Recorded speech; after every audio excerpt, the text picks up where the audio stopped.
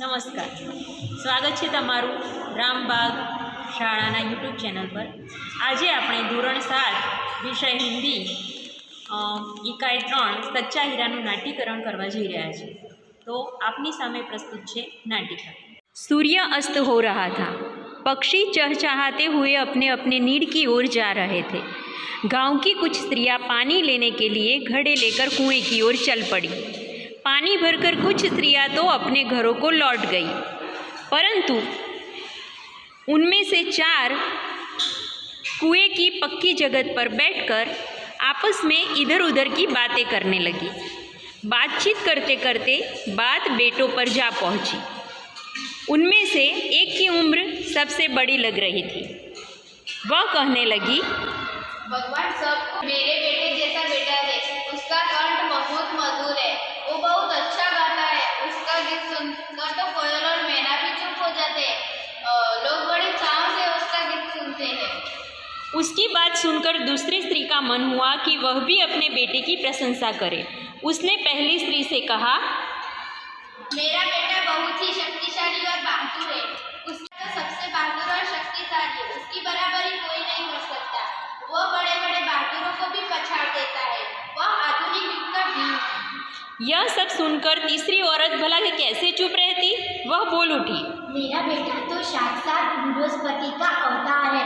वो जो कुछ भी पढ़ता वो एकदम से याद कर लेता है, मानो उसके कंठ में सरस्वती का निवास हो।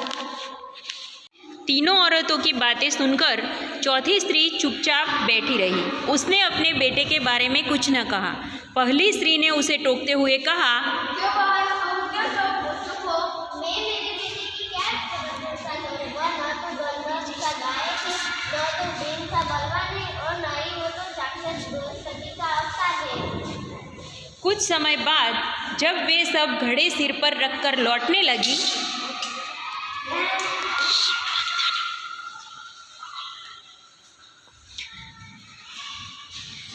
किसी गीत का मधुर स्वर सुनाई पड़ा।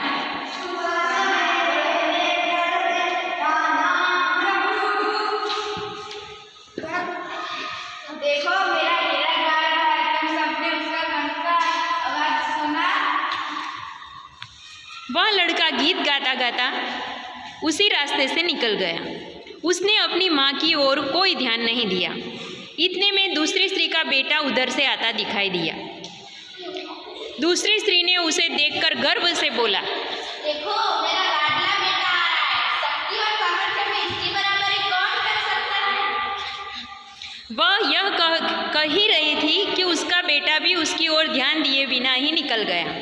वे कुछ आगे बढ़ी तो एकाएक तीसरी स्त्री का बेटा उधर से संस्कृत के श्लोकों का पठन करता हुआ आ रहा है। देखो यही है मेरे गोद का हीरा,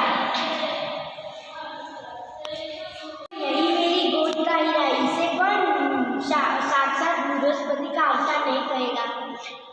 वो भी अपनी माँ को देखे बिना आगे बढ़ गया। वह अभी थोड़ी ही दूर गया था कि चौथी स्त्री का बेटा भी अचानक उधर से आ निकला। वह यही मेरा लाल है। देखो बहन यही मेरा लाल है। लाओ माँ, मैं अपना घड़ा पहुँचा लूँ। नहीं नहीं मैं ले जाऊंगी।